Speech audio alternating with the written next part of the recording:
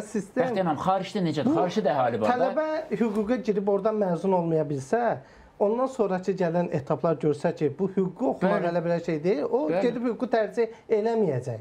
Mən sizə belə bir sual verim. Dünya reytinqində 1000-liyə heç demirəm, 500-liyə düşən universitetlərin hansının qəbul imtahanı bu qədər çətindir? Heç birinin. Yəni özəlliklə Amma reytinqdə ilk 500-lükdə var. Yəni siz məsələn onların hamısında müəyyən beynəlxalq imtahandan keçməsi. Tamam, SAT deyək, imtahandır. Yəni bilirsiniz necədir? Bizdə çox qəribə sual verdi, cavab verək də. Üzr istəyirəm. Qəribə bir tendensiya var. Məsələn, Azərbaycanda da xarici vətəndaş gəlsin, tibb universitetinə gəlsin, Bakı dövlətin hüququna gəlsin, hara gəlir gəlsin, xarici vətəndaş gətirir, atestatını verir, müqavilə bağlayır, oxuyur. Amma bizim yerli vətəndaş imtahanı verməlidir.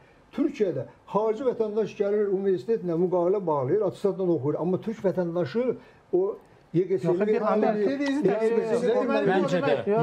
Biz burada indi niyə oldu bizim özümüz ki, o elə həmin atestatı xarici vətəndaş kimi gəlib verib, harda var ki, öz vətəndaşı heç bir imtahan vermədən imtahan verir, SAT verir.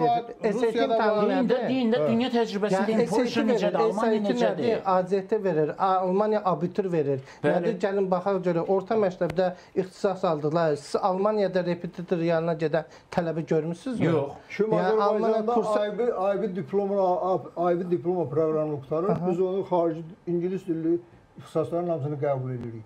Kim SAT-ni verir, universitetdən hamısını bir dənə adam universiteti qəbul edir. Amma qəbul olunmuş dünya normalarında tanınmış universitetlər, mən elə belə soruşmadım, ilk 500-yə düşən universitet. Azərbaycan universiteti varmı onun içində? Xeyr, Azərbaycanda. Amma ən çətin imtahan bizdədir. Time Tiger Education-da 2 universitetimiz var, orada 1500 plusdadır.